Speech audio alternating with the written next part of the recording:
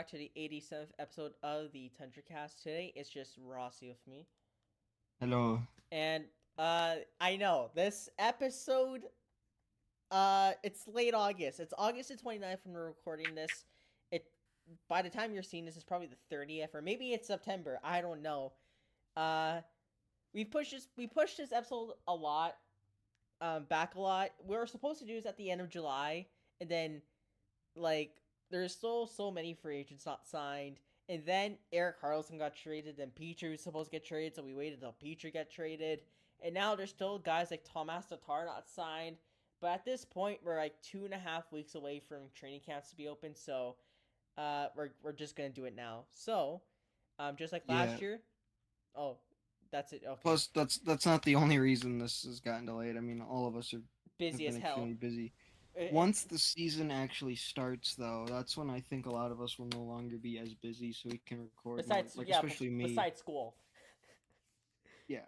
But But yeah, like, at least then we can record on weekends. thankfully, yeah.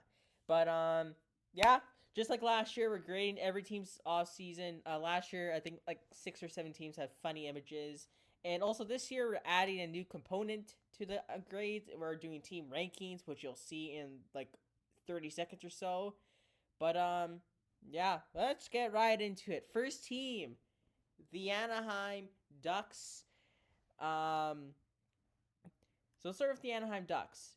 So with Anaheim, they had a good draft, obviously. Selected Leo Carson second overall. Made some decent picks in the second round. They still got to re-sign Trevor Zegras and Jamie Drysdale, which I'm surprised isn't done by now. They lost Shattenkirk. They lost Comtois. They got rid of Stolars. And to replace them, Alex Killorn comes in. Rako Gudis comes in. Stalock comes in. And they just traded for Ilya Lubushkin like a few weeks ago. Um, I'm not the biggest fan of some of these moves, but I'll let you go first because I've been basically talking throughout the whole intro. Yeah, I mean, as just it in general, I think my rating of them went up a lot more because of the amount of cap space they are. Like I said before we started recording, a lot of my opinions were also based on the amount of cap space the teams have at the moment. I didn't factor in the drafts of any of the teams at all for off season. I like to keep those two separate in terms of like my rankings. So like a lot of my rankings were a bit skewed because I don't care about ranking in the draft for that because I see it as two different things. That's why my rankings are a bit different to others. But yeah, I mean, I don't like the Kalorn or the Gudis ones like 100%. I think Stalock's fine. I don't know how much they lost with Shattenkirk, but I think that it's been an okay draft for them, or not draft, an Off off season. season. I think it's been an okay off season for them. I think it's mainly just what their focus now should be is besides Zegras and Drysdale getting extended or whatever is finding a replacement for Gibson because even if the rumors of him wanting to leave are false, it doesn't matter. You need to find somebody for him eventually. Yeah, I So that's agree. their main focus. And like I'm not the biggest fan of the Alex Killorn deal. I mean, it's 4 years. He'll be like 38, 39 when it ends. And I mean, I know he was one of the better wingers out in the market, which is saying something about this year's free agent class. I just think giving 6 million to a guy on a career year on a team like Tampa Bay, who's gonna decline because of the style of play he plays, is not gonna go well at all. But it is a young team. They have boatload a cap space, so if he shits the bed, it's not gonna hurt them in the slightest. I think Rako Gudis was definitely an overpay, but once again, it's only a 3 year deal. It's not gonna hurt them right now, and they basically get a C because they really didn't do much besides that. They still got to, like you said, they still got to sign their two guys, but they did upgrade their offense. They did upgrade their defense, um, and most importantly, they got rid of Dallas Aikens, which is good for them. They should be a slightly better team this year, especially if Leo Carlsson does play. Probably still. I mean, they're definitely still bottom two in the Pacific Division. I don't know if they're worse than San Jose. They might be. We'll see. But yeah, just it was an okay offseason for Anaheim. Definitely. And on to our next team in Arizona. Who had a good offseason. I actually really like what they did. Yeah, I like Arizona's offseason.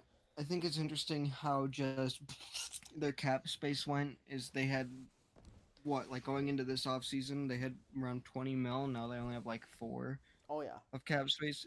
It's very interesting. yeah, I think they still have. Go ahead. oh sorry, I was just gonna say like yeah, they did have a lot of cap space going into the season, into the Ospreys season, especially with all those like old contracts they have, like Andrew Ladd. Actually, no, I think Ladd's contract's end. Like Shea Weber, I should say Shea Weber, Brian Little, like those deals are still on their payroll. But with what they did with it, they brought in Sean Dursey from LA. They brought in Matt Dumba, who's gonna be in their top four, maybe boost up his trade value, and you can get back a first round pick for him at the deadline. They brought back Nick Bukestad, who's on their team last year, and they do get a good middle six forward in Alex Kerfoot. Logan Cooley is also coming over this year, and he should be in the running for the Calder. It's such a young team, and like I know we say this every year, but Arizona does have a good future. Like they do have a lot of good prospects. They have a lot of good young guys. They got a decent coach. They got a underrated goalie in Karel Vejmelka. It's just that they need a fucking arena to play in, man. Just figure out Yeah, your situation, please. yeah, and I'm gonna say this, and I don't care how much people want to make jokes about the Coyotes or anything. It is bullshit that the city of Tempe or whatever decided to vote to build a toxic waste dump instead of a hockey arena that's gonna help your economics threefold, fourfold.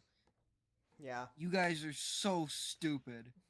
they're It'd be lost, like man. saying it'd be like saying, "Oh, I don't want something that's gonna cost me in the short term because it'll be better in the long term." No, I want a toxic waste dump. Whatever. It's their loss, man. I hope. I mean, I think they're looking at Mesa, Arizona, as a possible um, place. I think Scottsdale is still the kind of the move to go to because that's like one of the biggest tourist attractions in Arizona to begin with. But um, besides the off ice stuff, Arizona um, had a good off season. Unlike the next Yeah, team, yeah. They We'll give Arizona a B. yeah. This team. I mean, I forgot we did that. uh, uh, this is the price you have to pay to have a very good team. A 65 win team. A 65 win team, man. And you like it's not on the level of Tampa Bay chokery when they got swept by Columbus, but it's pretty close up there. Um man, you lost the face of the franchise. You lost one of the best 2 Cs in modern NHL history. You lost Taylor Hall. You lost Dmitry Orlov. You lost Bertuzzi to Toronto. You lost a great 4C in Thomas Nosek. You lost a good defenseman in Riley. You lost a decent veteran in Foligno. You lost one of the best four flying wingers in Hathaway. And all you did was bring back Milan Lucic and signed a washed up JVR. Up team. I Up mean, team. I also like Morgan Geeky. Don't get me wrong, but Yeah, but still, this team has an F for a reason. I mean, all the retirements and all the departures and just all like the small additions, and they still only have less than 500,000 in cap space. And I know yeah, the cap is going up in year. The cap is supposed to go up in the next few years, and I know that people are like, "Oh, it's a sure thing." Well, I don't believe that, but that's the plan. whatever. I think that also, like, it's I don't care if the cap is supposed to expand. You still want the most cap as possible, especially when your team's transitioning like this. It was basically my main thing with Nashville, which I'll talk about later. But still, they have so many departures and don't even have a million in cap space. I know, yeah, and it's gonna be just David Pastrnak, McAvoy, Marchand, and And Olmark Olmark, and Swayman carrying that yeah, team. And like, I don't know if they're a playoff team. I mean, we'll do our season predictions in like a month or so, but like, it's I it's I don't know. To be fair, the Atlantic is full of mid, so who knows, man. Like That is true. besides Toronto, they're all mid, and Montreal's just ass. So Yeah, all Boston needs to do is just win like 20 games. exactly, yeah. But I don't think anyone can argue with us that Boston had a shit off season, right? Like Yeah, no. it's an F. Losing losing Patrice Bergeron, even if everybody else stayed and you got everybody else you wanted, losing Patrice Bergeron would Yeah. still make this a bad offseason. Oh yeah. Next up, Buffalo. There's not much to talk about Buffalo. I like their draft. I love Zach Benson and Maxim Strawbeck. They the only thing they did was they lost Labushkin and signed Erik Johnson to replace him, and then signed Connor Clifton as a third pair defenseman. They basically just stayed the same. Yeah, it they didn't really need to do much. No, because I think they will challenge for a playoff spot this upcoming year. Got a lot of young kids still on the forward end. Back into there might be a couple people coming up, but it's just gonna be another year of let the kids at it. And I want them to make the playoffs so badly. I think Yeah, that same here. I really hope they make the playoffs. But like you said, there wasn't really a need to make a lot of changes in Yeah. Buffalo. They've got almost 9 mil in cap space. They know what they need to do, Yeah, and that's let the young guns play, and stockpile the money for when you need to dish it out. yeah, exactly. So Calgary, same thing with Buffalo. They've really done nothing. They lost to Foley. In return, they got Sharon Govich. They lost Lucic, which is more of a positive. They got rid of Daryl Sutter, which good for them. We'll see what Ryan Huska can do, but it's basically the exact same team as last year. It's yeah, so we pretty just gave similar. them a C Yeah, because they did nothing. I think you could make an argument it could be lower because like Lindholm asked out, right? Hannafin doesn't want to extend there right now. Uh, who's the other one? I said Lindholm. There's a pretty Backlund. Yeah, Backlund doesn't want to extend there. You still got like 6 major UFAs to sign next year. If you don't have a good year, uh, you have to trade them at the deadline. Otherwise, they're walking. So it's a very Yeah. crucial year for the Calgary Plus, Flames. they don't have any cap space. That too. As far as for drafting, Hanzik at 16 is fine. Maybe a bit too high. Morin's a good pick in the second round, but it was pretty average for the Calgary Flames. Nothing much going on here. Uh, Next. Carolina, as usually, they usually have pretty good off seasons. Pretty similar situation here. The one thing I don't get is why are they signing like 6 million defensemen every year? Like, come on. I don't know unless they're planning on playing like Burns as a forward. I mean, if they were, I mean, they're a smart organization. They might be able to do that. But like, as you see there, they brought in Dmitry Orlov, which you hate that deal. Yeah, I Um, don't like the deal. I think it's fine for 2 years. It's only a 2 year deal. He was the best guy on the market by far. Um, Yeah, but still, I just don't like giving that much yeah. money to that little term. Michael Bunting, I don't think really solves their scoring issues because he's not much of a finisher, but we'll see how that works. Caleb Jones, Brendan Lemieux. For some reason, they brought back both Anderson and Ronta, which I don't get. I don't get that one. Because Kochetkov is ready. He's making like 2.5 mil this upcoming year or something like that. Or 2.6. Maybe they just don't want to. Maybe they're afraid to pull the trigger on giving Kochetkov the keys after what happened with Nedeljkovic. That's true. That's true. And I don't know why they brought back Tony DeAngelo. Like, that makes no sense. Like, what's the point of that? If Burns is your first power play quarterback, why do you need Tony DeAngelo? Because Carolina loves racism. Oh, that's true. That's absolutely fair. And like back on the True. defensive thing, they have Slavin, they have Pesci, they have Burns, they have Orlov, they have D'Angelo, they have Chatfield, they have Jones, they have Brady Shea. There's probably someone else. I know I'm forgetting someone right now, and I'm Dougie sorry. Hamilton. Dougie, no, he's in New Jersey. I'm forgetting somebody. It doesn't matter. Why do you need so many freaking defensemen, man? Holy shit! Oh, big news! They just signed 5 more.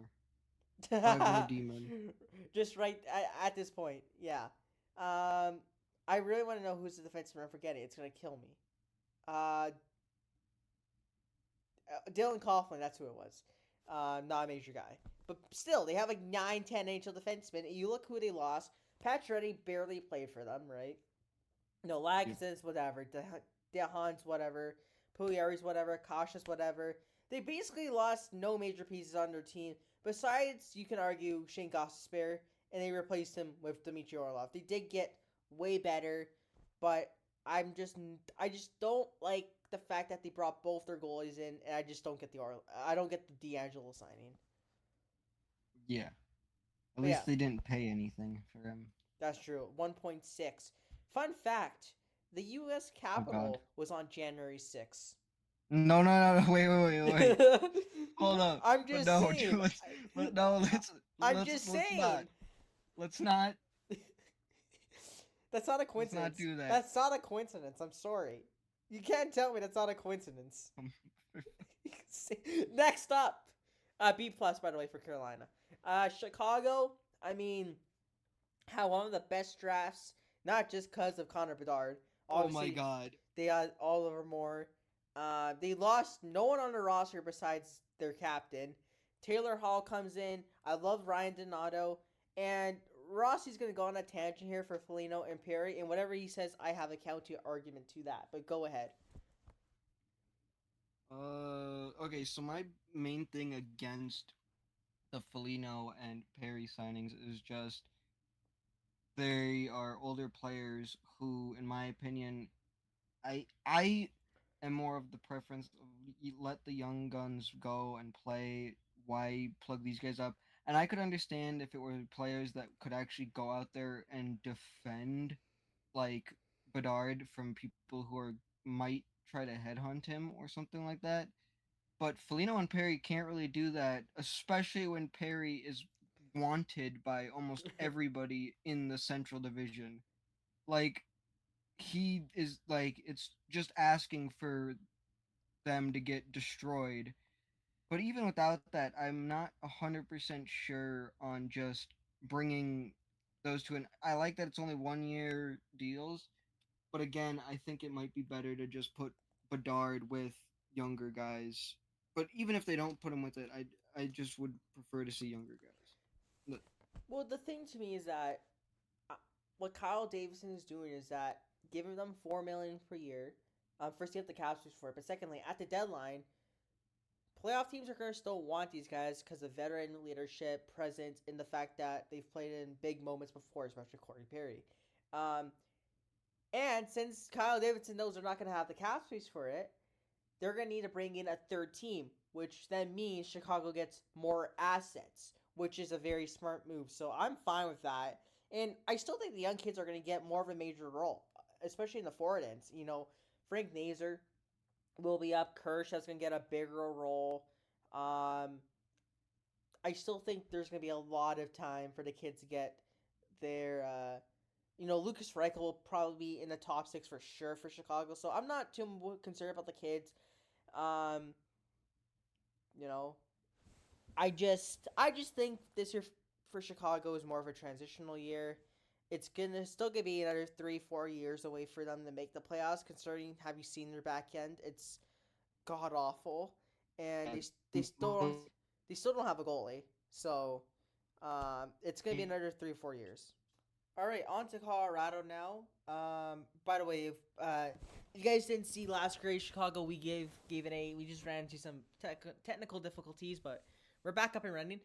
So Colorado had an I don't know what to classify it as. It was an okay off season. No, they brought in Ross Colton, which I thought was a great move. They brought in Ryan Johansson from the Nashville Predators, 50% retained. He's making $4 million. They bring in Nathan McKinnon's buddy, Jonathan Duren. They lost Newhook. They lost Confer, who just outpriced himself. Same thing with Rodriguez. Gabe Landeskog is going to miss the entire year. They brought in Miles Wood on a very, very questionable contract. It's like I don't know the direction Colorado's trying to go here with. If they think Ryan Johansson is their solution to be the second line center? I don't know. I don't think he will be. Uh, I don't know if he will be either. I mean, I think he could be. I know personally in Nashville there were flashes of it after the him getting taken out, Yeah. but I think it's gonna just be a test to see on how far they can go. I think it's definitely, as of right now, in my eyes, two teams are making it out of the West, and Colorado is one of them. And if and it all depends on if the new additions they signed can produce. Yeah, I agree with that. I think Colton's gonna be I think he's gonna be great there. There's just like you said, there's a lot of question marks with Colorado. I don't like Georgiev as a starter. Still, I know he had a good year there, but I'm still kind of fishy about that. And I think just the most important thing is it's hard to replace the presence Gabriel Landeskog brings, not just his on ice, but off the ice as well, especially since he's the captain. But we'll see for Colorado. Bit of a disappointing year for them this year. Lost in the first round to Seattle, but we gave them a B minus, which is actually a pretty fair grade in my opinion. It's still a good grade. Just a couple moves, kind of a head scratcher.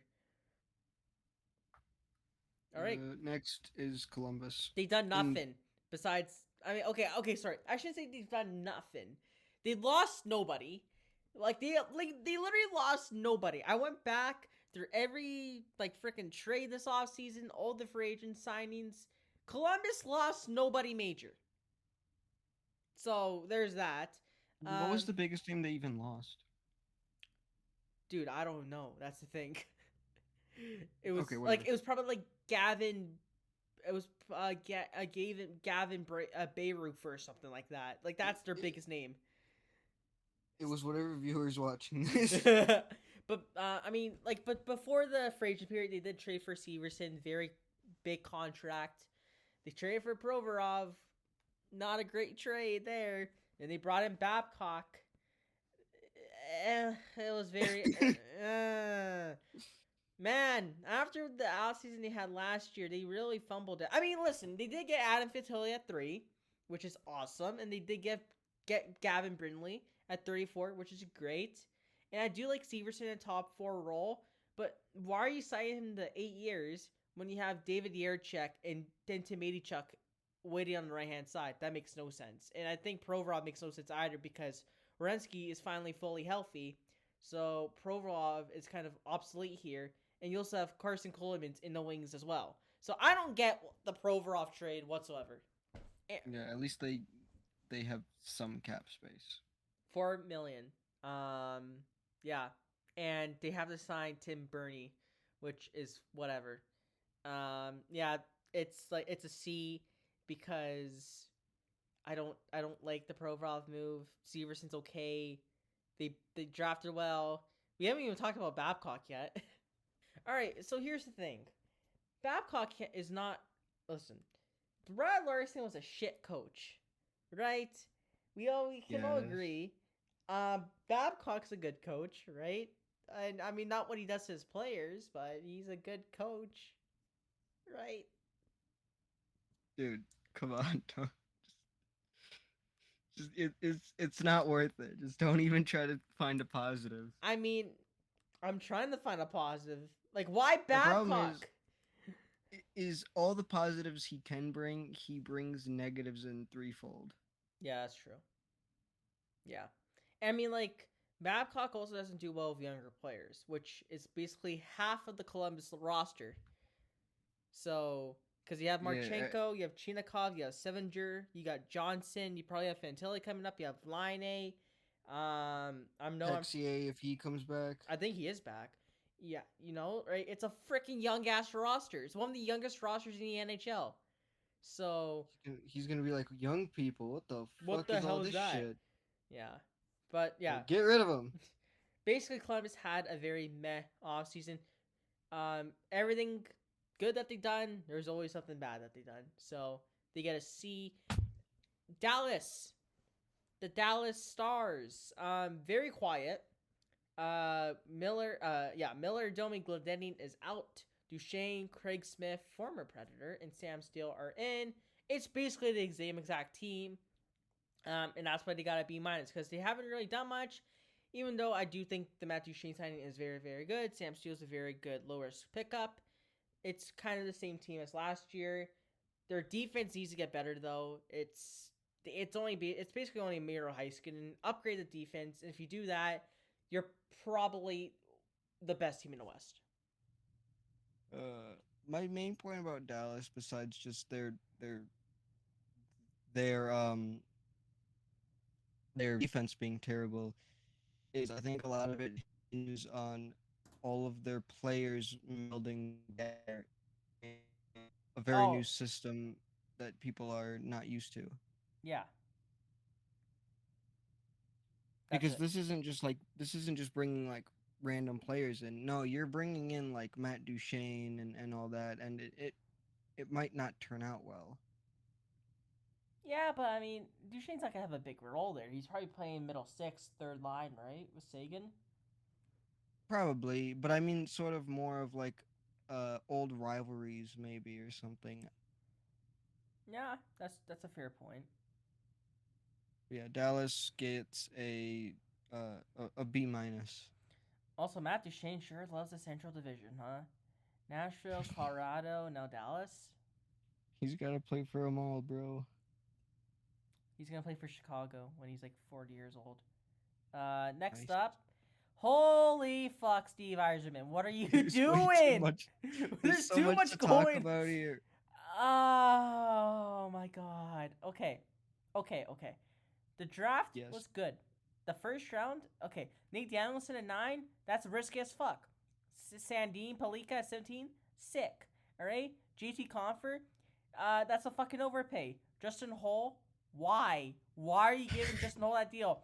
Gossespear, why do you need Shane Gossespear? He's gonna play on your third line, your third pair. He's not even gonna play power play side. That's gonna go to Mert Sider. What are you doing? Sprong, that's good. DeBrincat, that's amazing. Fisher, okay, I guess so. Clean Costin, why are you giving a fourth liner $2 million? James Reimer, okay.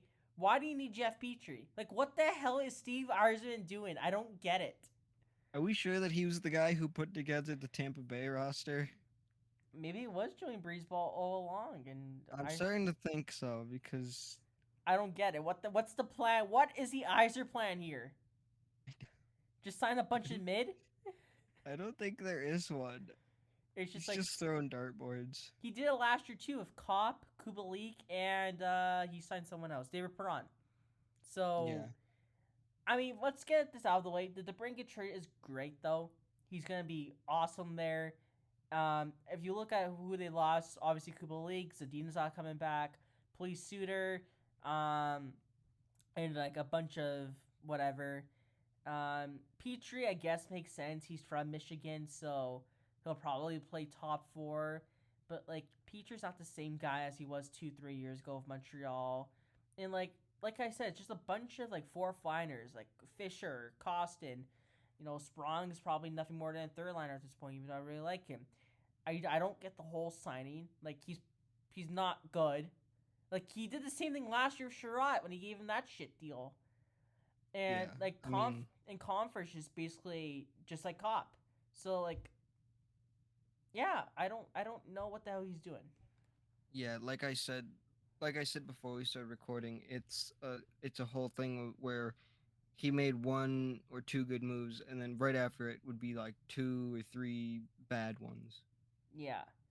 But And oh sorry, you keep going.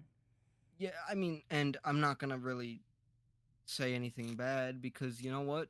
Screw it. I mean, we haven't seen anything that's proven us wrong yet about the Iser plan That's true. or That's true. whatever. So I guess let it ride. And he gets a B minus. I'm just saying though, if it wasn't for the Brinkat trade, it probably would have been a C. It probably Yeah, would have been a definitely. C. But the Brinkat trade saved his ass. But a lot of people. I know you're on the Oilers, but I had one more point for Detroit. People always say Eiserman is some analytical genius GM. I don't know, man. Signing Ben Sherrod and Justin Holt is shit deals. That doesn't seem analytically driven to me. But whatever.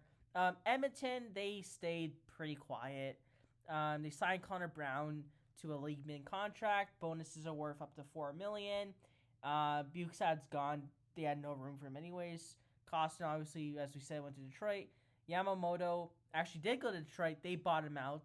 So Holland basically fleeced the fuck out of Yzerman, which is something that I would never say. It's the same team as last year. It's basically cup or bust at this point. Leon Draisaitl is eligible for extension next year. Um, they're finally not an LTIR this year, so they'll accrue cap space off the year. Probably bring in a top four defenseman at the deadline, but nothing much else to say here for the Oilers. It's just win a cup. Do you want to say the grade? C plus. You want me to? C plus. Okay. They basically did nothing besides bringing Connor Brown. I was thinking about putting Gagne in as an acquisition, but that's only a PTO, so like who cares? But I hope Sam Gagne makes a team. I love him so much. But I'll say this. I don't know if you can keep both McDavid and Draisaitl on the same team for their whole careers. So I think at some point they just need to go all in. And at this point, to me, this still doesn't feel all in. So I agree with I the mean, C the cap's plus. gonna go up the next 2 years substantially. So I mean, you said yourself you don't think that's gonna happen, but Actually does happen because of how many times it's been said that the cap's gonna go up only for it not to. I'm holding out faith. But yeah, C plus Edmonton. Next up, the Florida Panthers, and I'm just gonna say this as an observation. I mean, the viewers are gonna notice it probably by the time stamp, but we're going way faster than we did last year. Last year, I felt like it took forever to get to Florida in these teams, but we're kind of flying by. I feel like we'd already be done with the whole episode if my internet didn't keep acting up. Yeah, Or my yeah, whatever in general. I don't know what's going on. yeah. Those are the technical difficulties I said. It's making me sad. I was saying earlier, but Florida had a decent offseason though. They're bringing in Evan Rodriguez to replace Duclair. They signed fucking Mikola, OEL, Mike Riley, Dmitry Kolkov. Holy hell, Florida! So many defensemen. Like I know Montour and who's the other defenseman who's injured? It's Montour and Isn't Ekblad still injured? I think so. I don't know. Two of Florida's defensemen are injured for the first, I think, month or so of the season. I know for sure Montour is one of them. But, like, you don't have to sign 4 defensemen, man. Holy shit. Yes, they do. But they do. In seriousness, I do love the Rodriguez signing. I think Mikola's a bit of an overpay, but OEL at $2 million, that's good. That's fine for OEL, right? Michael Riley, I like a lot. Kulkov's obviously played there before. And yeah, the team got better. They had a magical run to the Cup Finals. And with how weak the Atlantic is, they might be able to be like a third place team, to be honest. And look at that cap space. Yeah, and they do have cap space. So, if I was Florida, I'd bring in another forward. But I don't know. It's still a solid team. They should be a playoff bound team. And there's nothing really much else to say here besides that's too many defensemen. And that's a B grade. Yeah, a B for Florida, which is much better than they got last year. LA. Oh, this makes me so happy. This makes me so happy. My family is full of Kings fans because they're all from like LA, but Jesus Christ, what is LA doing? What do they do? They found their replacement for Quick and net. It's Korpisalo. They let him go. They found their replacement for Kopitar eventually in Velarde, and that's in my opinion. They let him walk, or they trade him. They got rid of Dursey for basically nothing. They brought in big save, no save Dave. They got Trevor Lewis. Why? Cam Talbot. You don't know if you're getting Cam Talbot or Cook Talbot. Kupari and Iafallo. Why get rid of that? And I mean, like Iafallo is one of the best defensive wingers in the league too. I know, like he's really good. Makes sense. It doesn't make sense. Like, and also they don't even have. And also, like, this isn't really a rebuild. People keep saying, "Oh, LA's done a great job rebuilding." No, Like they signed Dano. They traded for Arvidsson. They traded for PLD. That's not a rebuild. You're just trading all your young assets to win now. Also, like Turcotte hasn't developed. Byfield looks like a bust right now. If what's his name? Arthur Kaliyev doesn't take a huge step up this year, you're probably gonna have to trade him.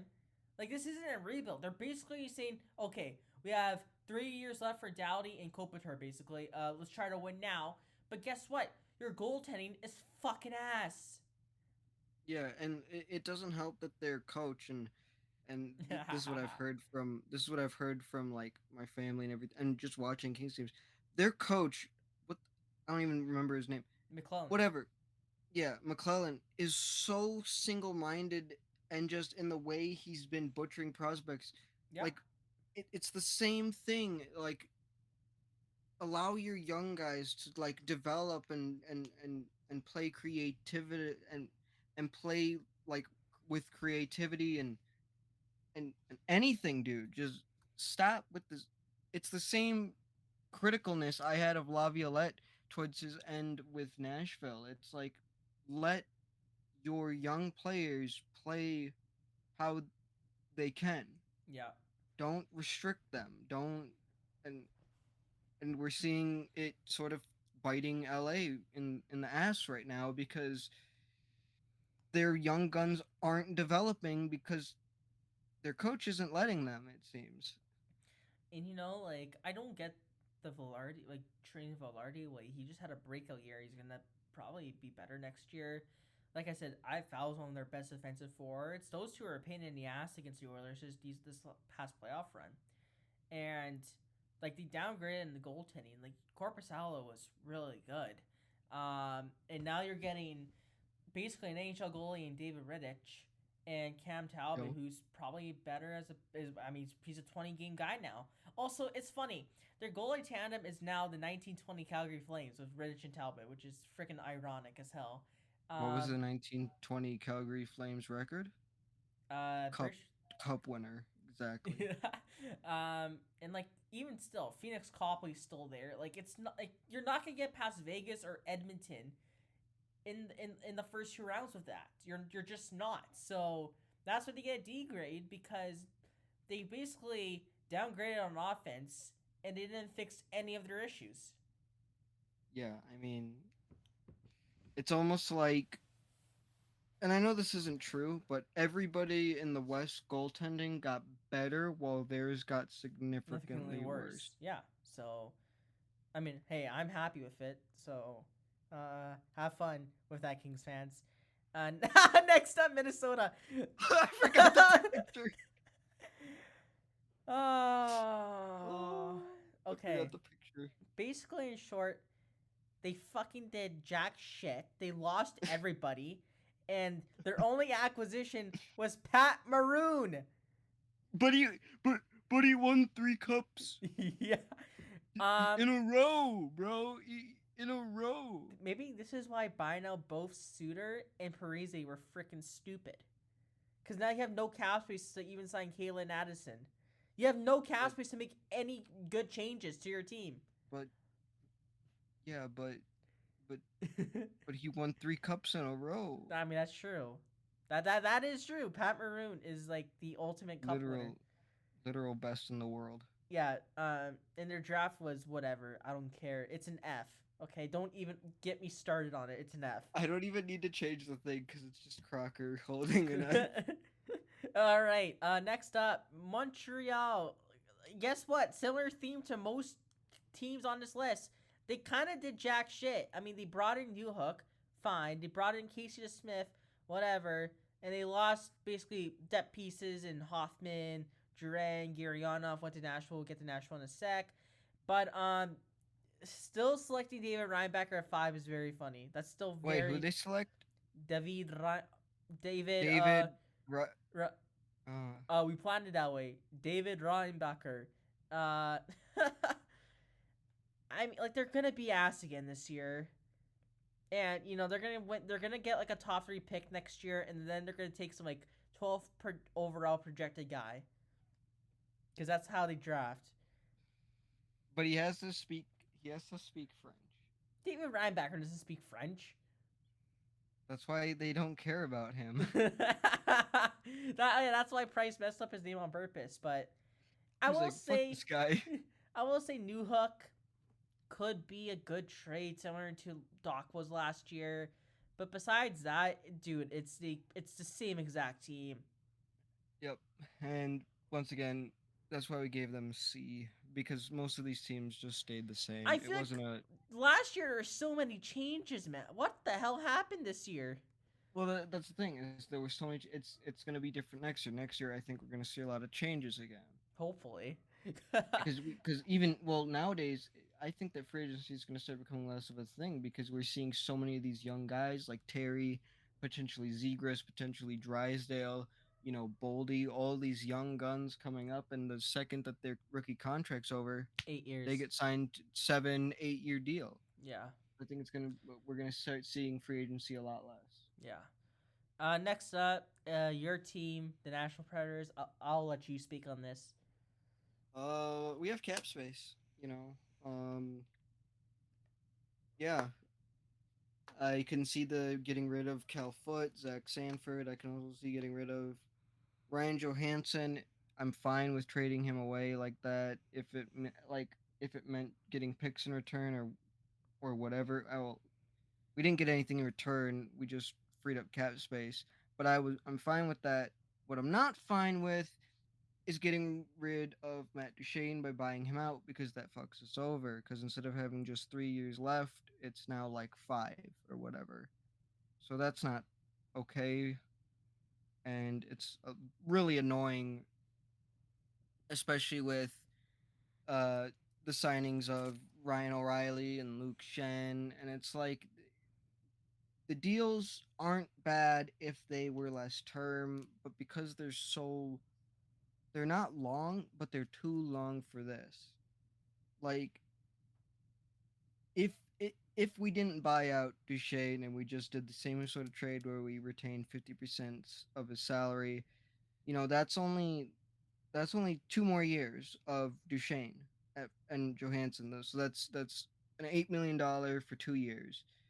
But now we have worse than that for longer, right? It's going to be around 8 mil one season, 7 mil another. And think about it, upcoming. I know that it's supposed to go up, but Saros, Lankinen,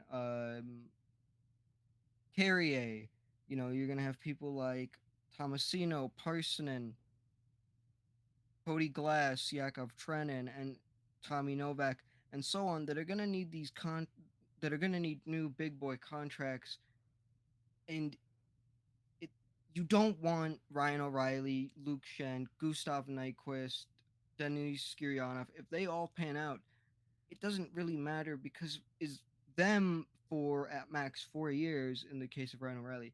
Is 4 years of Ryan O'Reilly worth sort of delaying or blocking some of the talent that is currently in the AHL? For instance, Igor Afanaseyev, is it really worth blocking his development to have Ryan O'Reilly? I think the biggest test of are we going to be good or not in the coming years isn't going to come from any of the players that we signed this offseason. It's going to be in coaching and coaching specifically.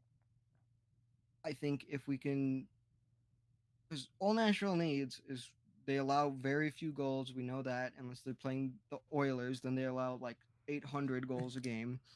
But And now you other than don't. that, And now you don't have that come. Nashville doesn't allow many goals per game. So all they really need to do is score more than 2 a game, and they'll win a lot more games. They'll go from like 35 to 40 wins, and that's saying a lot in the NHL. Yeah. A lot of times. So if Brunette can improve that offense, then I think this is a lot better than that. I don't like the buyouts. I don't like the signing lengths. But if the cap does go up, we currently have 7, and if we can get everybody that needs to get like extended in the future extended, then I will look back on this offseason and say, man, was I wrong when I say that this offseason was worth a C minus? One thing for me is that I think Luke Shen almost making 3 mil is absurd though. Like I thought 1.5 would be an overpay for Luke Shen even in free agency, but he got almost double that and triple the term. I Um, I do like I Gus Nyquist a lot though. I like the night. I hate the Luke Shen one. If it wasn't for the 3 years, I would think it would be because of like just reaching the cap floor. Because I remember for a while we were under the cap floor, Yeah, but you know now I'm not so sure.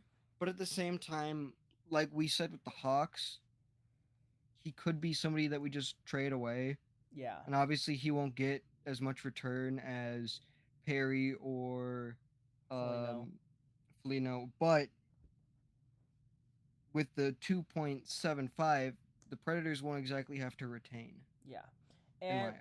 and when it comes to drafting, Matt Wood at 15 is awesome. Some concerns with skating, but I think that doesn't really matter at this point. Tanner Molenbeek, we'll see how that pans out. That was the pick they got from Edmonton in exchange for Ekholm. Felix Nielsen and Akila Lane in the second round are good choices, but no, the off season could have been a lot better in Nashville. So they, like we said, they get a C minus. Next up, New Jersey. Didn't make a lot of moves, but I mean they're set, man. This upcoming year, they got Tyler Toffoli, a legit 30 goal guy to play with Jack Hughes. So maybe that becomes a 35. Maybe who knows, a 40 goal season. Um, we mentioned Nosek already with Boston. He's a great 4C. Miller, coming in on that third pair to solidify things, and like they didn't lose a lot. You know, Thomas Tatar is still out there in free agency. Bakwas is whatever. Miles Wood got overpaid. And Sharon Govich went in the Toffoli trade. They're good. They're a great team. They're set this upcoming year.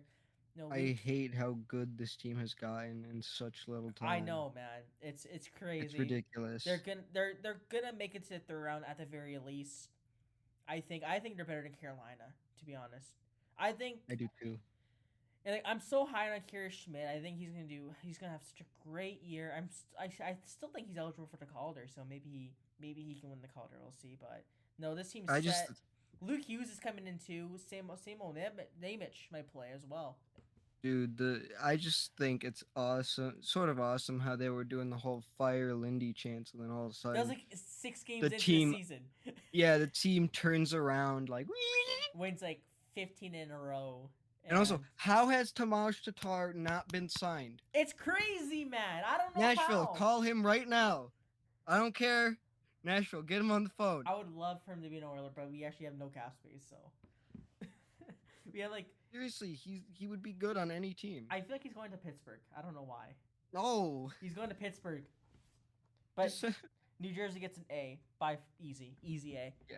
Well, it wasn't the thing wasn't animated because our dear beloved fellow host Ryan likes to fuck things up. All right. Oh boy, the next team. Just I stare. forgot. Just stare at this screen, because Yeah, they done nothing. What are you doing, Lou? Wake up! bro, he's too busy focusing on the fact that all of his players need to be clean shaven. And that your number can't be higher than like 40. What do you mean? We can Also, only have a 30.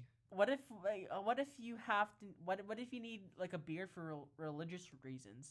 Like then he's like, I don't care. You Or still like shave it. long hair for like religious, like some, in certain Native American sects, you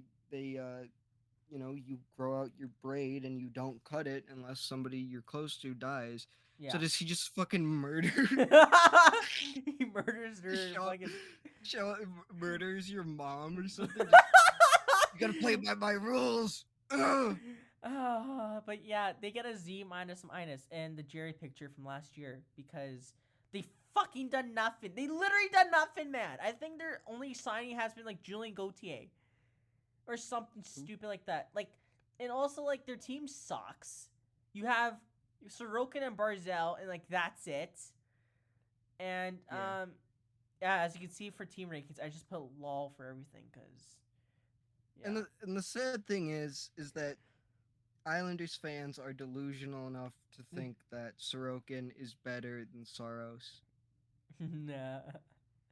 And anybody in the comments who wants to fight me on this, I have all the data.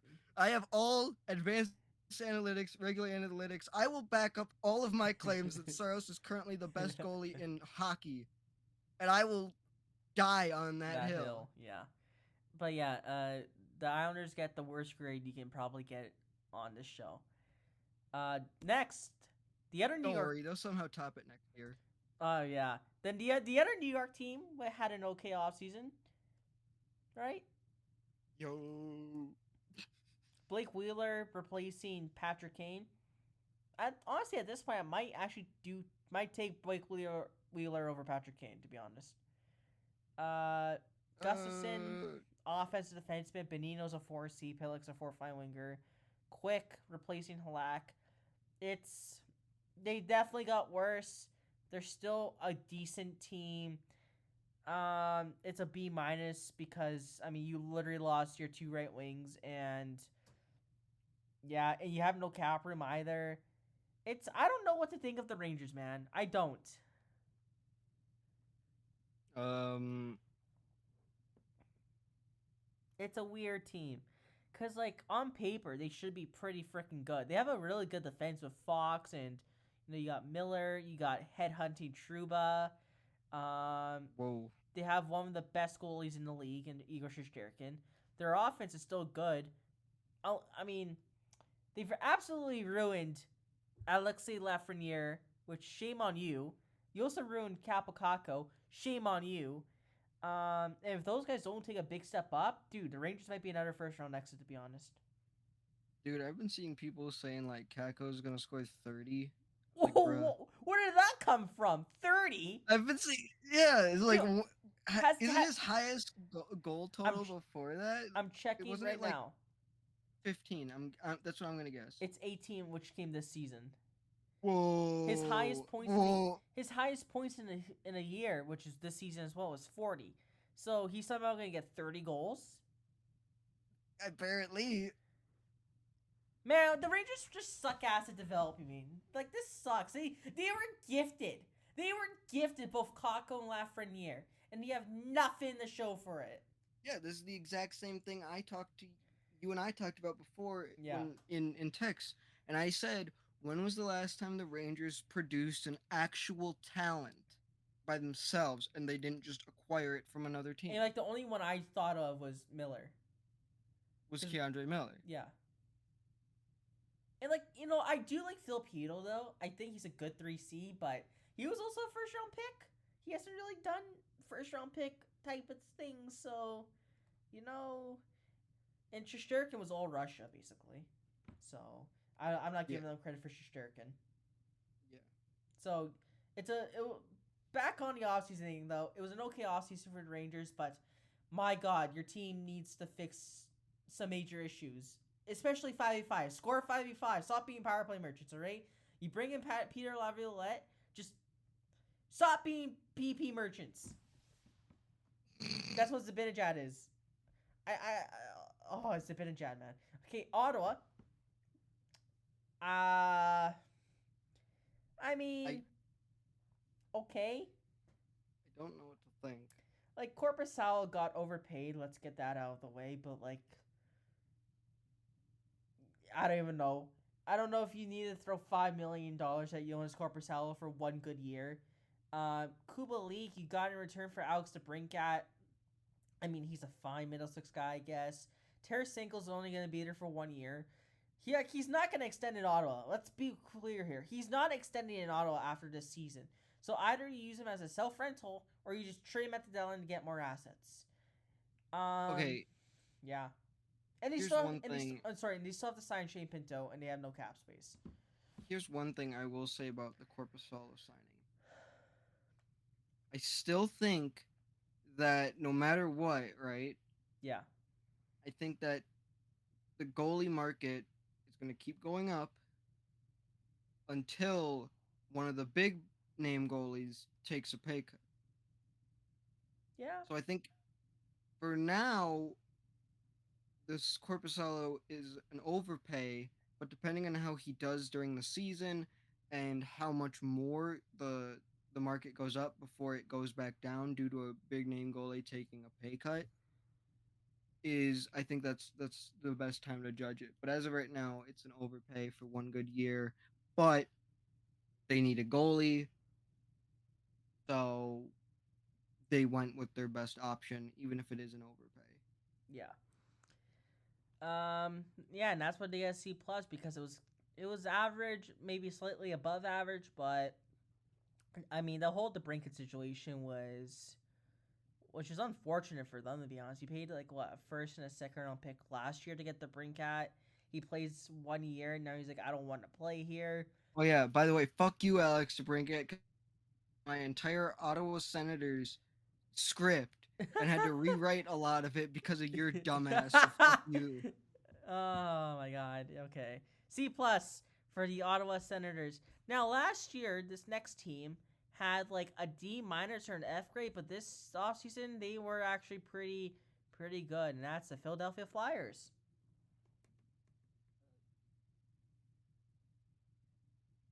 I Yeah. I don't Hello? know if I don't know if I agree. Really? Yeah, I mean like it depends. What are they going for? I mean, they basically sold off Provorov, got picks back for him. They got rid of D'Angelo, which is key. They got Michkov and Bonk at the draft. I like the signing of Paling. It's very low risk, high reward. Cal Peterson could bounce back there. Sean Walker's still good. They got a prospect in Helligate Grounds. I don't know. I really do like what Danny Briere did. Yeah, but the thing is like if Peterson does bounce back, who do they go with? Because it's not like you can Well, just get rid of Cal Peterson's contract easily. I Wouldn't be mean, getting you can go. exactly fair. You can do Peterson Hart in a tandem. If Peterson has a somewhat decent year, you can still trade him off for assets, right? I guess so, but at the same But time, I also, mean, I mean, there's still stuff the 2018 Hockey Canada team, and Hart was on that team, so okay, wait a minute, wait. I'm just saying, like, Let's what if they know something about that? let's. Okay, well, let's not jump to conclusions right now.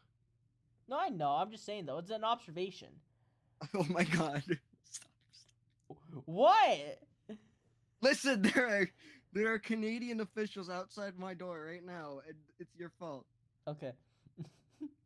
But yeah, I do like what Briere has did though. A B plus might be too high, but I think around a B range is fair. And they still have to sign Morgan Frost too, so there's that. Pittsburgh. Yeah, this is interesting. I mean, do you want to talk? Can we talk about the Erik Karlsson trade first? Cause like we didn't make us. I don't. We didn't make a video on the Erik Karlsson trade, which is stupid. I feel like we should do a video. We should talk about everything else first. Okay, so first, a lot of moves have been made as Pittsburgh does every single year. This Jaeger, time they were better. yeah. I mean, there's some head scratching moves. First off, Kyle Dubas is just way better than Ron Hextall. Um, Noah Charity, that's a good deal. Getting Riley Smith for a third round pick, great deal. Graves, yeah, you probably overpaid like $1 million for Graves. Lars Eller has like no offense to him whatsoever. He's just all defense. That one's kind of sketchy.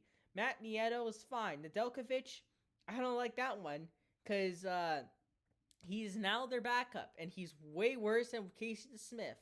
So you low key might have downgraded on the goaltending. I'm not gonna lie. And you got Rem Pitlick, who I think is very underrated. He used to play for Nashville, by the way. Ah, Vinny Hinostroza's good, but if we look at the departures, right? Archibald, Forfliner, gone. Dumoulin, right? He's been replaced by Graves. Graves is probably better at this point. Heinen, Smith is better. Paling is whatever. Benino is whatever. Kulikov, Kajula, A-Tillers. Zucker hurts, I think. Um, maybe not too much, but I would have. They probably would have liked to see Zucker come back. Petrie was awful there, and then dismissed whatever. Granlund and Rude are key though, because those are two shit contracts that they just got rid of pretty easily in the Erik Karlsson trade. Yeah. And now I guess we can talk about the trade. Karlsson is not going to have another 100-point year. I think we all No. know that. Even on that power play, he's not. And I still don't really like the trade too much for Pittsburgh. I like, well, I do like the fact that they got rid of all their bad contracts. That's awesome. But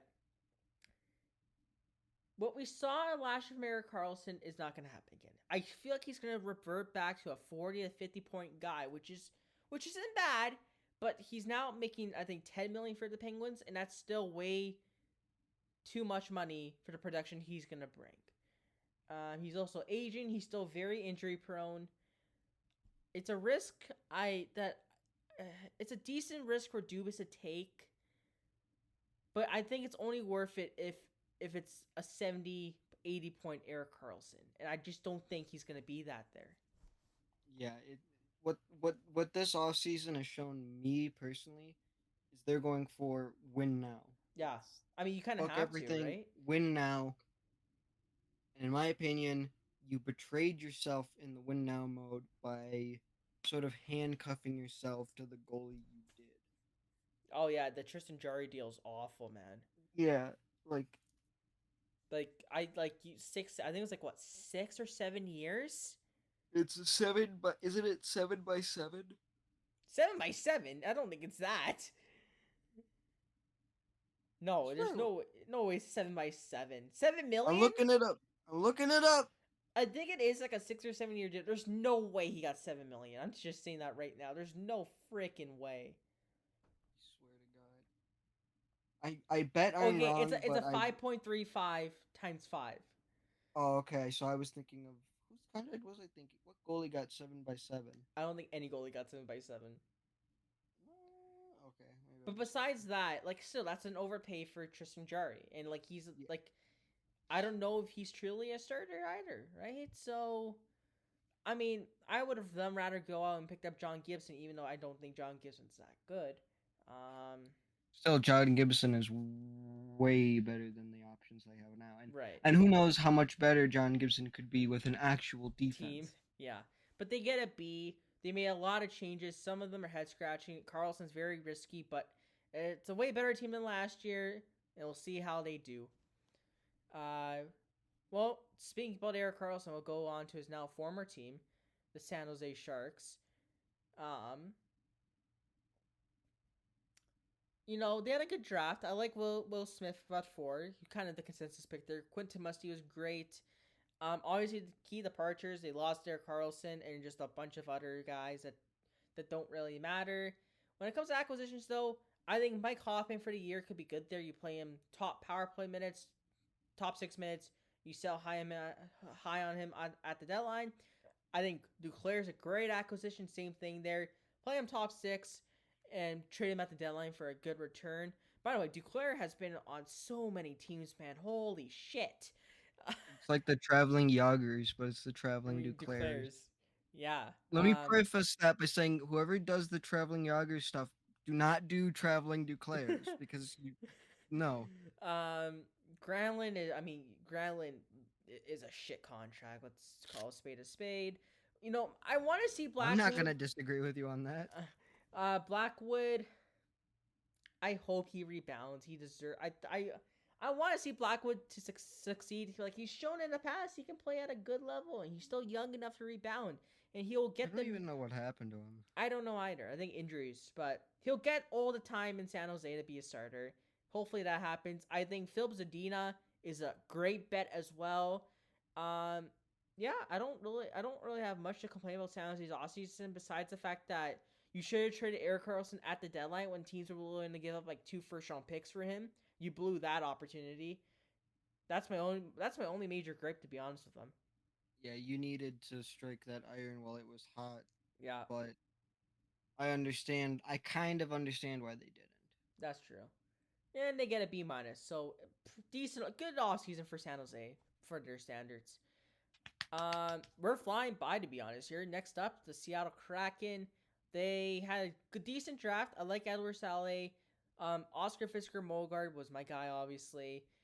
Lucas Dravicevic is a very good pick as well. But they did lose a lot of their depth. They lost Sprong, Geeky, and Donato. That was their fourth line last year. That was their fourth line. They lost all of them. And they were all like 20 to 30 point scores. It was one of the best fourth lines in hockey. You replace them with a face-off fourth line specialist in Pierre-Edouard Bellemare. You bring in Yamamoto, who's now, it's his hometown. Maybe he can finally pick it up there, but he's had a lot of injury issues. Like one more concussion to Yamamoto, and he's probably out of the league, to be honest. Yeah, You replace Susie with Dumoulin, which I guess is fine. But they get to see because they lost a lot of their key depth players. Haven't really replaced them. But Shane Wright will be up this year for sure. So that will definitely he'll definitely make up for all the scoring that got lost. yeah. I don't I personally don't think that they'll be in the playoffs next year. I don't think so either. I think they did overachieve last year. Their Yeah, goaltending I isn't think that great still. no. I think that they'll really need what. Because they went on like an 8-game heater in January, which kind of got them in. Yeah, and what helped them last year isn't there this year. While they still have brilliant top line talent like Shane Wright, potentially, um, Beniers, Eli Tolvanen, Beniers, you McCann. know, McCann, Wenberg, so on. While they still have all of that, they're missing what wins you games a lot of the time, and that's your depth. Yeah, and they lost all of And it. they lost all of that. And keep in mind that this is the same Seattle team that somehow overachieved to make the playoffs while none of their goalies had a save percentage at or above 900. Dude, like I'm pretty sure like during Martin Jones's like 8-game heater, like I think he only had like one game above like 900 too. Like it's insane. It's really insane. The Yeah, Seattle Kraken can like score. That's all they do. They just freaking can shoot the puck. They have amazing finishers.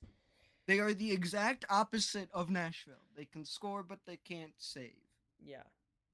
So yeah, they get a C, which I think is a pretty fair grade. Yeah. St. Louis is up next, and like, Is I that a typo, or did you? Is that a typo, or did you do that on purposely? The roster size 32 out of 23. I think I meant 22. Yeah, I definitely meant 22, but whatever. Okay, just Okay, keep that in. whatever. I didn't even notice that until you said it. I just noticed that now. Like I like Kevin Hayes, and you traded basically nothing for him, like a 6th-round pick. And you Yo. brought back Oscar Sundqvist. The reason you get a C minus is because you didn't fix your issues, dude. You didn't fix your defense. You didn't fix your freaking goaltending. That's why you missed the playoffs. Your defense sucks. Your goaltending sucks. Just everything in St. Louis is bad right now. I mean, the city's shit too, but perfect. It's a perfect representation of their team. Just get a goalie. Fuck. Yeah, but how you gonna get rid of Bennington, man? I don't know. You can't.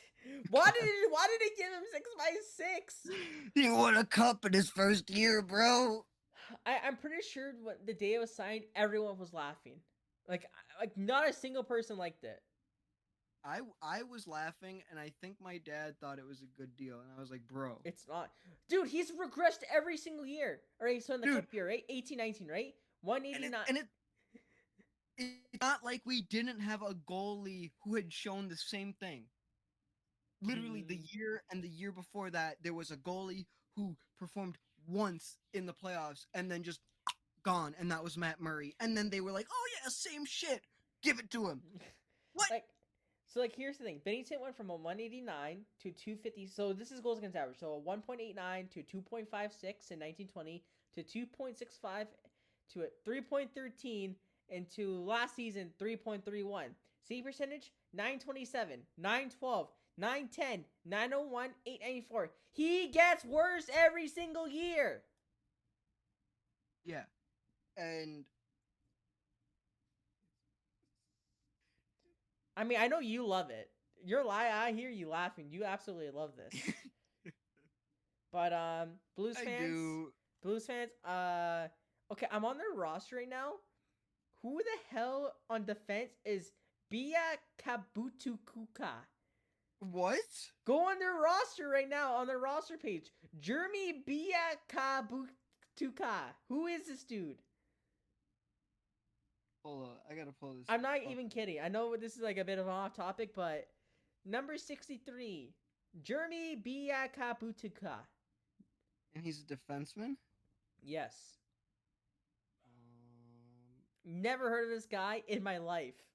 Holy shit! Who is this dude? Yo, he's Canadian. He's from Quebec. All right. Yo, he's 6'4", 199 pounds. Let's go. Bro, That's their solution to on defense. wait a minute. He was in the AHL last year. So you should know him. You're a big AHL guy. I played 3 games though. 3 games played, 2 penalty minutes. Let's go. Dude was out there skating and then decided to take a tripping penalty. All right, next. I think we bashed St. Louis for a bit too much here. I don't think they're going to like it. Tampa Bay, listen. Tampa Bay just has no cap space.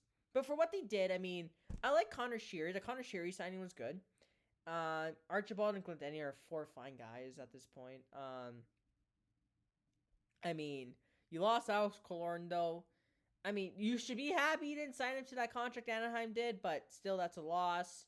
And yeah, man, Tampa Bay is still a top 3 team in the Atlantic, but I think their cup window's kind of done now, huh?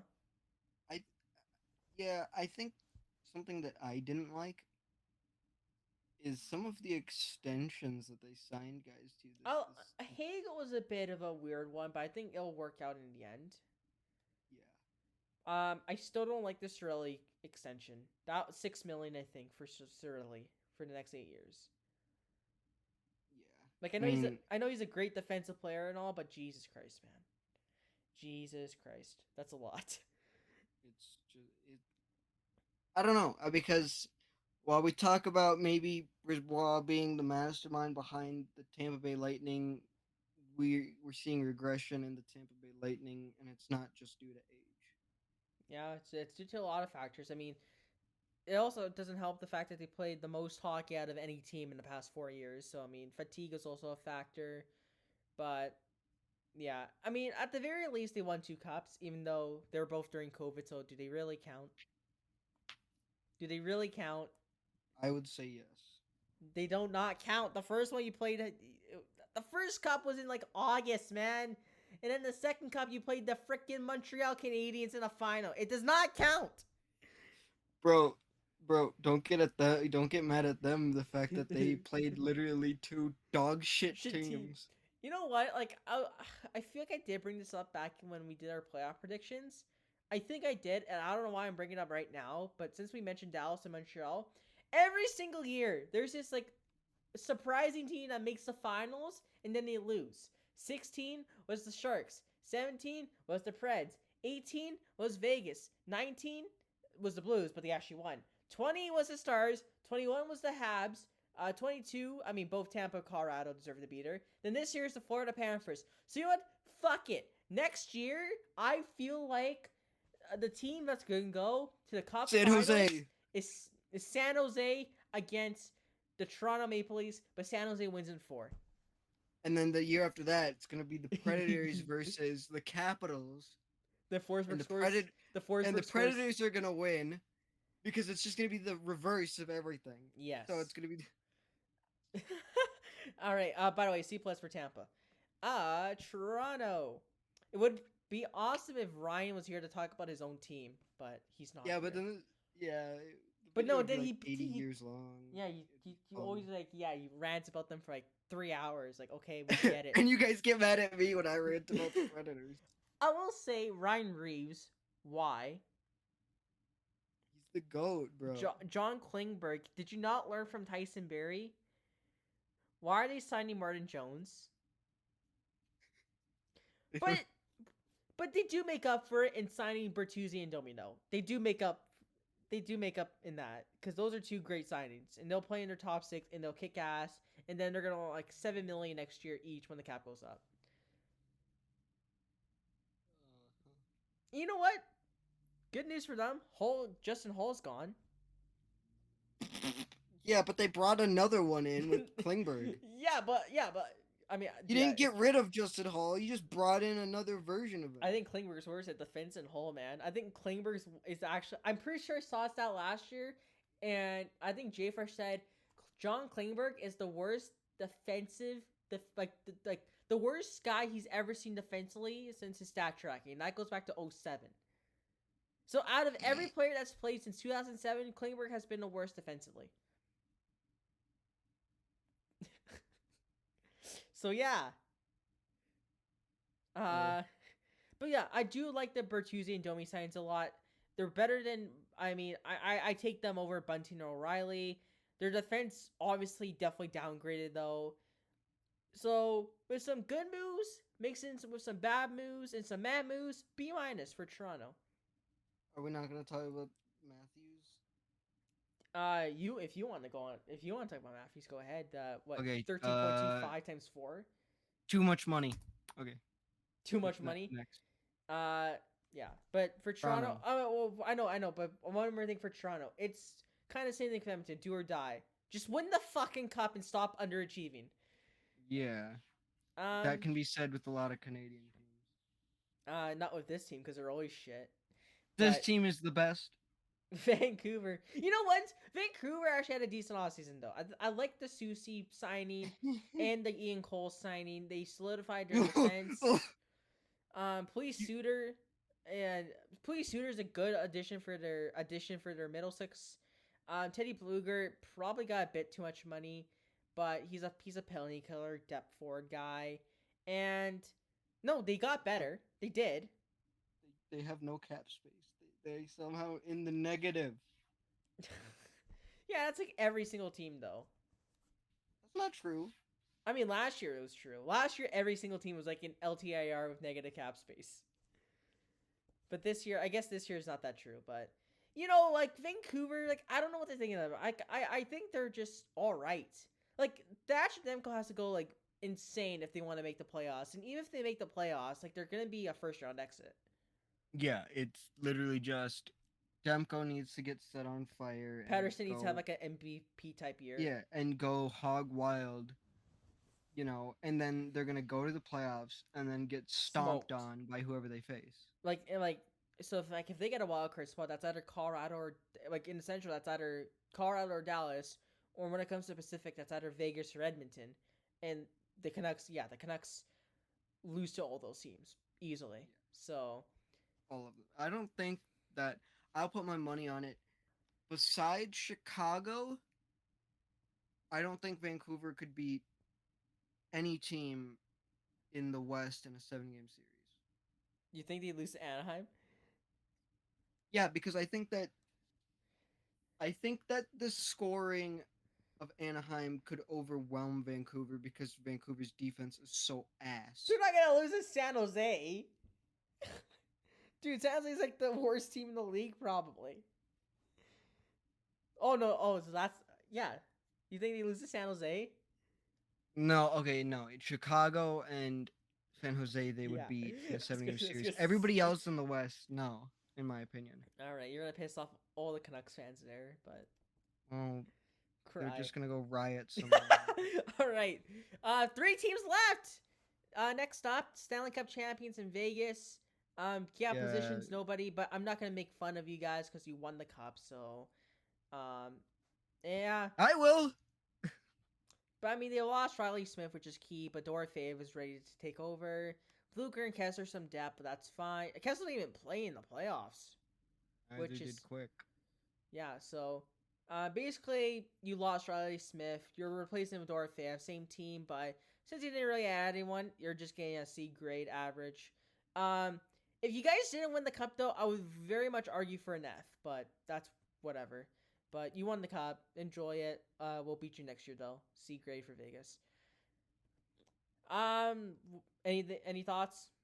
No, not really. Just decide who your goalie is gonna be. Speaking about that, Leonard, hey, is he all right? Depends. If you're talking about his injury, then I don't know. If you're talking about that bankruptcy thing, The it whole wasn't his fault. snakes, yeah, Yeah, that wasn't his fault that that fucking dude got murdered. yeah. Um, all right, Unless he fucking did it, which I know he didn't because they already figured out who did it. all right. Washington. First off, Ryan misspelled healthy, which is awesome. Good job. Good job. Dude, you suck, Ryan. Heath Heathly is what he put. But you know, like Max Pacioretty is a good signing. Hopefully he's healthy, right? Because he's a great player, and this is very like one more injury to his Achilles, and he's fucked. He's done. He's done for his career. I'm Um, surprised he's still going. I know. Kudos to him though. Great draft though. Ryan Leonard and Andrew Crystal. I don't really get the Joel Edmondson acquisition, but that's fine. You lost Sherry, which is okay. You lost Smith. You lost Brown, who didn't really play for you. It's like they didn't make too many changes. The reason why Washington missed the playoffs last year though is because they were just injured the shit. Like everybody was And injured. and their coach was anus. Yeah, but yeah, who's in now? It's what's his name? Spencer Carberry, I think. So, um, like they didn't really do much, so they get a C grade, but they should be way better this upcoming season. Final team, they were done. The Winnipeg Jets. First off, I'm surprised Hellebuck. Hey, yo, head up. I'm about to do the Pierre Luc Dubois and leave. Man. I mean, you know what? At least he got rid of that cancer. Yo. And they completely fleeced the Kings in doing so. I know. I love Gabe Vilardi. I think he can score 30 goals there. I felt such a good middle six defensive forward. Kupari was stuck on the fourth line in LA. He might actually get some real ice time in Winnipeg now. He might actually blossom. Dude, I will tell you right now, I hate LA for fucking sticking those three in our division. Well, have fun with them. I mean, they're in my listen, man. They're in my country. All right, that's even worse. Yeah, but you don't have to play Winnipeg that much. We played them 3 times a year, though. That's not that much. That's 3 times. You can lose 3 games. I guess so, but no, Winnipeg had a decent offseason. I'm shocked they haven't traded Scheifele yet, though, considering like he's another kind of key piece there that they should get rid of. Kind of hand the keys over to Ehlers. They should hand the keys over to Ehlers and Perfetti and Connor. It's their team now, but I think that either Scheifele or Hellebuck goes next, right? I think Hellebuck is. I think they're both gone, but I think next will be Hellebuck. Where does Hellebuck go? New Jersey. To make them New Jersey doesn't make them even better. They don't need him. They don't need him, but if they get him, that's like an upcoming dynasty. So a repeat of the early 2000s. Why is the Central Division's goaltending so stacked? Yeah, weird. You have Saros, you have Ottinger, you have Hellebuck, you have Philip Gustafson, you have well, after that it gets Vimmelka, and then after that it's pretty bad. Still, you have Peter Mrazek. Goat. What's the other Central team? I'm forgetting. Not St. Louis. Bennington. No, but I said not St. Louis. Oh, there's Saros, Ottinger. Oh, Georgiev. We forgot about the Avs. Oh yeah, they're not a team. Okay, but yeah, Bennington is like definitely the worst. But for Winnipeg though, it was a good off season. I still don't think they make the playoffs, but the Pierre-Luc Dubois return is great. And yeah, that's it for the off-season grades. That actually took way faster when we actually combined each slide. Way faster than last year. Last year took almost 2 hours. This one's probably like an hour and 10. Yeah, how many of us were on last year's episode? 3. I think it was just Ryan talking out of his ass. but yeah. Oh my god, I can't speak. Let us know what you guys thought about your team's off season, about our grades. In a few weeks we'll have a few podcasts. We'll definitely have the hot takes out. Probably we'll have an ESPN also season predictions. We'll have the ESPN TNT video like we did last year. We'll probably do that again this year. Um, we might have an interview. I don't know. Like we've been trying. I've been trying to ask around if we can get an interview done. I think that'd be great. But yeah, just that's the off season. Any final thoughts you Uh, have? no, if you liked the video, like it. If you didn't, dislike it. What the fuck? If you're new, subscribe or Yeah, whatever. we're at 188 subs right now, which um we gained 2 subs over the past week with no content. So thank you guys actually so much for that. Yay! But yeah, and during the season we'll have some new content as well. Obviously, if you look through the channel, I made that Leafs video that got like 800 views. I've made that I made a couple of NHL 23 videos. I made a video on NHL 24 last week that got like over 100 views. So we'll definitely do more variety content, not just the podcast, just so we have Who content up for knows? you guys. But Maybe yeah. we'll do some videos where we actually like play each other in something. Oh yeah, that would be fun. Oh, I you know would. what? I totally forgot to mention for Winnipeg.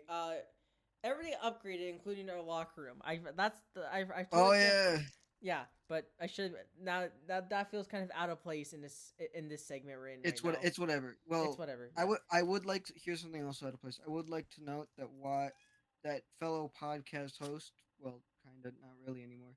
I mean, he's never around, but fellow podcast host Jake was at my house, and him and I played each other in NHL, and I whooped his fucking ass. What was the score? Well, he only in like the 20 games we played, he only beat me twice. What the fuck? So Well then. Well then. Anyways, yeah. Thank you guys for watching, and I will see you in a few weeks, probably for the TNT podcast. But yeah, thank you guys for watching. We'll see you next time.